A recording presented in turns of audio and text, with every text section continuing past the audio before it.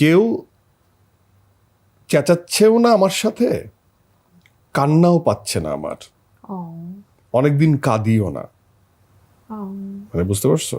এটা কে পাঠিয়েছে? আমার বউ, যে সে লিখছে যে মিসিং ইউর ভয়েস, কেউ তো আমার সাথে চেঁচাচ্ছেও না, কান্নাও পাচ্ছে না, অনেকদিন কাঁদি না।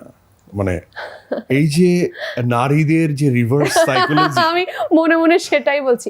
মানে আপনি কাঁদান ভাবিকে, কোনো একটা কথায় যদি আমি চিৎকার করি, সেই সময় পুরো গোষ্ঠীর মানুষ জানে যে নিশো চিৎকার করছে, বা সার্কেলে সবাই জানে যে ও চিৎকার করছে। এখন আমি প্রায় দীর্ঘ 20 দিন, যখন 25 দিন বাসায় নাই, তখন সে লিখতেই পারে যে মিসিং ইউর ভয়েস, বা সে লিখছে মিসিং ইউর ভয়েস, কেউ আমার সঙ্গে চিল্লায়ও না, আমি কাঁদিও না, অনেকদিন কাঁদি না। সে কান্নাটাকেও মিস করে। সো আমাদের এই সম্পর্কগুলো অ্যাকচুয়ালি এই আমার কাছে এটা এত ইন্টারেস্টিং লাগছে যে ওর যে ফাইন্ডিংস, ও যে কান্নাটাও মিস করতে পারে একজন মানুষ। সো দ্যাট মাচ ও এত বেশি আমাকে মিস করতেছে। Form of love actually. খুবই sweet and thank you so much এটা আমাদেরকে পড়ে শোনানোর জন্য।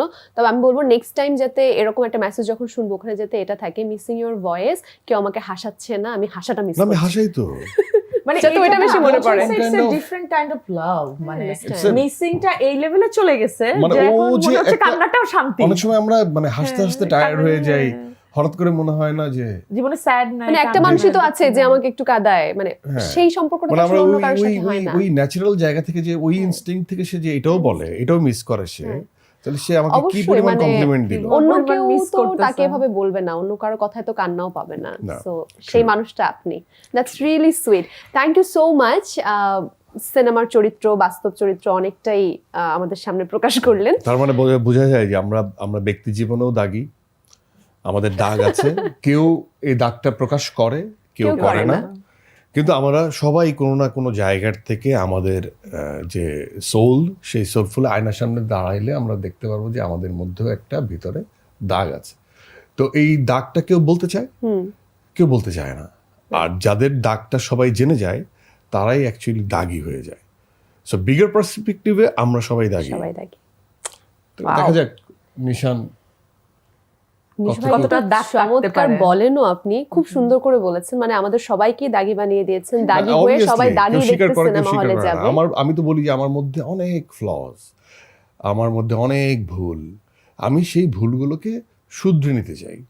সো আল্লাহ তাআলা, মানে আমি বলবো যে ক্রিয়েটর আমাদেরকে ক্রিয়েট করছে ফ্লস দিয়ে, মানে ডিজাইন দিয়ে আমরা যে ভুল করতে পারি, এই অধিকারটা আমাদেরকে দিয়ে দিছে। সো কত ভুল করলা এবং সেটার প্রেক্ষিতে তুমি কত কুইক আবার শুধরে যাচ্ছ এবং তওবা করে একই ভুলের রিপিটেশন করতেছো কি করতেছো না। আমার কাছে মনে হয় যে মানুষ বারবার বলে আল্লাহ চুরি করছি মাফ করে দাও, আবার যে চুরিই করে, আমার মনে হয় একই ভুলের রিপিটেশন ক্ষমার অযোগ্য। অবশ্যই। ওয়েল, আমরা দর্শনে চলে গেছি, দাগিতে ফিরে আসি। হারায় গেছে, সিরিয়াস হয়ে গেছে। হ্যাঁ, আপনি তো এটাই করেন। বাট দাগি চলছে, এবং এই যে দাগ কার জন্য কিভাবে আমি দাগি হয়ে গেলাম সেটা তো জানতে হবে পাবলিকের। আল্লাহ, আপনাদের দেখতে হবে সিনেমাটা, শুধুমাত্র বলতেছেন, আরো বলতে হবে যে কেন দাগি ডিফারেন্ট, কেন দাগটা কি নিয়ে।